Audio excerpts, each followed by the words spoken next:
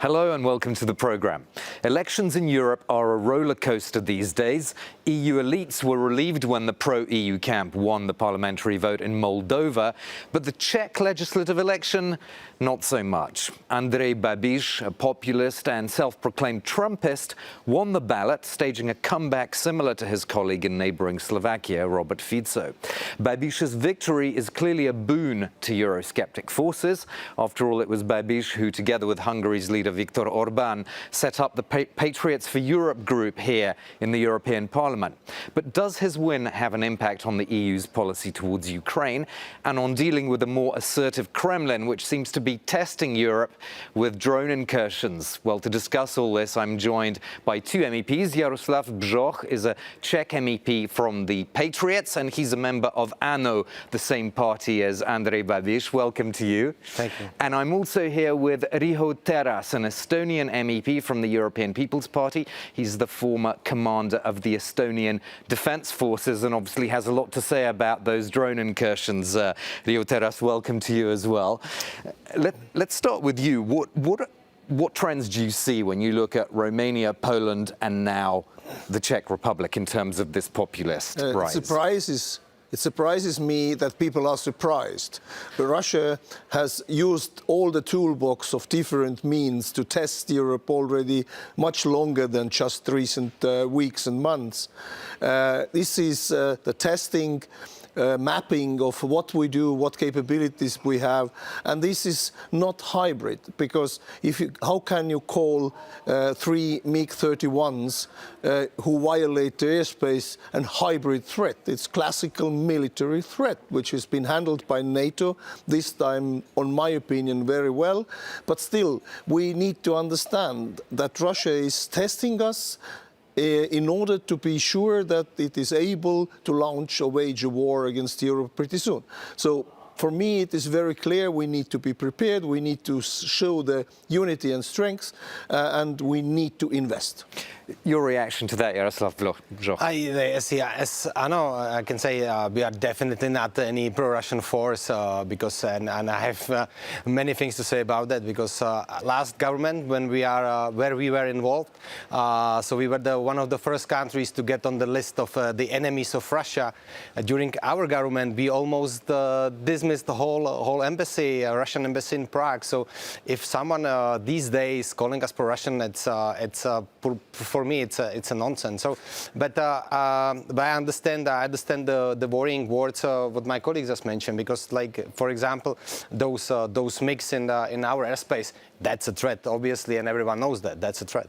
But at the same time, the future Prime Minister, Mr. Babiš, he said that he wants to end this ammunition program for Ukraine, which has been actually very key in helping Ukraine since 2024. That's, I think, why people here are saying that he's moving more sort of in a Putin-friendly direction. No, definitely not. We are not definitely moving to pro-Putin or being more friendly with Putin. It's not happening. The ammunition initiative is a little bit different. We don't want to finish it or end it, but we just like if, for example, some offices in NATO can handle it. Because for us as a Czech Republic, I also talk about the with people from the Ministry of Defense, and it's quite hard for them, and being as a Czech Republic, to coordinate it. So it's a great initiative.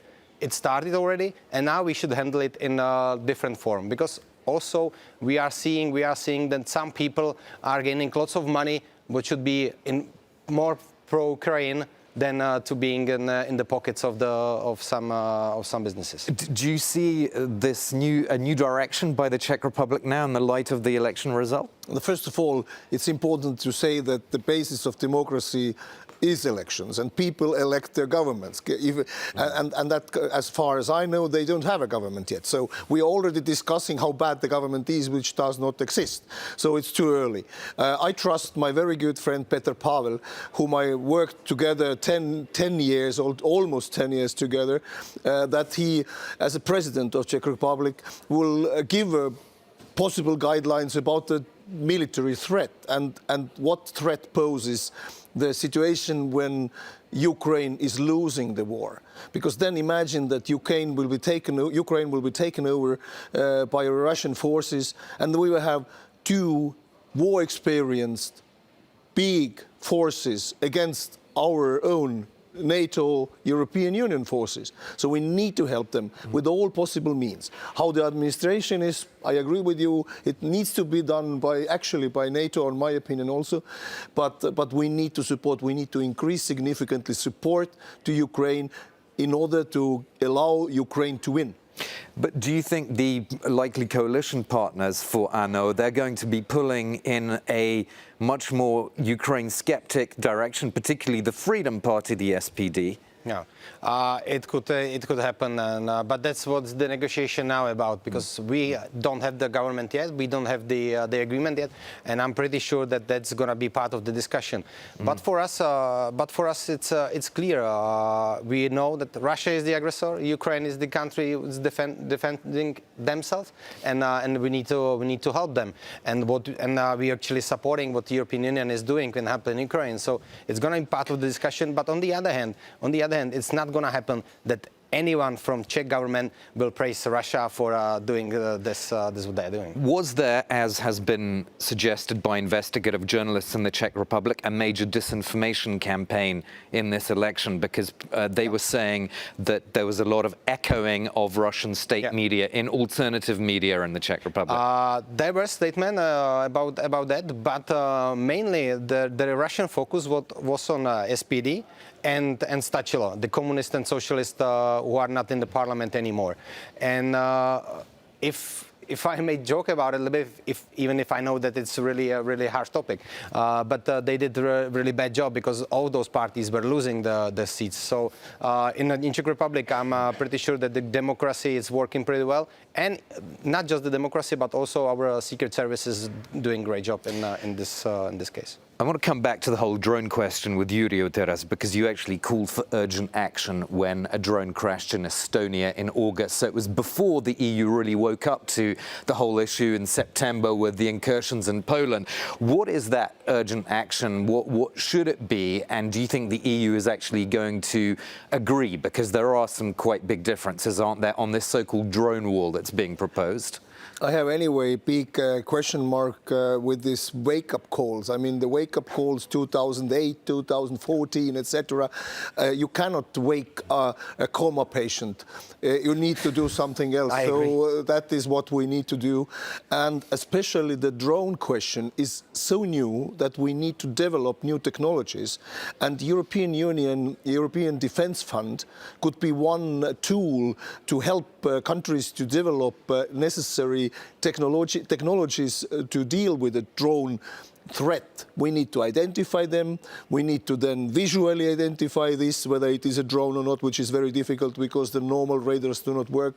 And then we have to neutralize, eliminate whatever means we have. And today we're shooting them down with a €500,000 missiles, and the drones cost 500 to 5,000 euros. So it is not proportionate.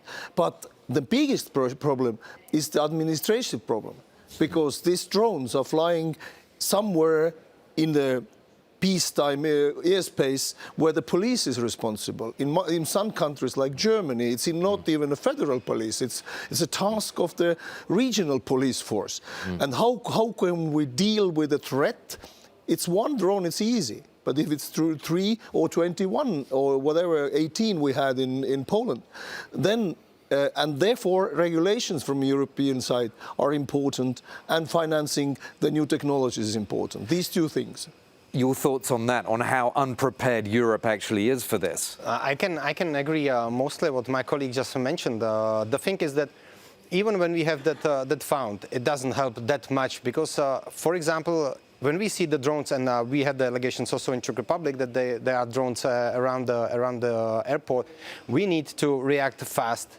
And Europe is known that it's not fast reacting for those kind of threats. So definitely we can, and if it comes to the laws and legislation, if we do it back home, we do our own homeworks to create that kind of laws that can help to react against the drones, then will be perfect. And I agree with that. It's a threat, and we need to solve it. But European Union and the decision making here, it takes quite time. So, and the threats are here. So we need to react way more faster. Yeah, everything you said suggests that the EU is just not really able to respond very fast to this because of all the different layers, like you said, regional police, for example, that has to get involved. Yeah, but there's not an EU who starts to shoot down the drones. Yeah. But what is EU capable of doing is to bring people around the table to find out how we will deal with the cross-border violations, where a drone flies from one European country to another. What is the regulation there?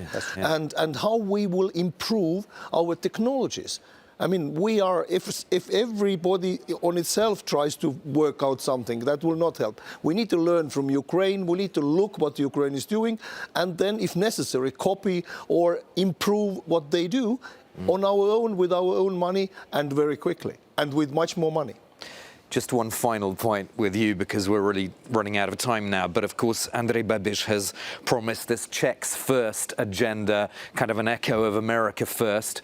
Do you think that's going to be another thorn in the side of Brussels after Robert Fico and Viktor Orban? Is this going to be a big problem for the rest of the EU? No, I don't think so. We are not in the same situation, for example, as Slovakia, and we were always pro-European party, and even our government the last 8 years when we were in the government, we were really pro-European. The Czech first means that even though when there are legislation here, when we have talks about any topics, that we probably gonna be a little bit or harder on the EU Commission and during the councils than the previous government. All right, we'll stop there. Thank you so much to both of my guests, Rio Teras and Jaroslav Bžoch. That's all for this episode of Talking Europe. Glad you could join us.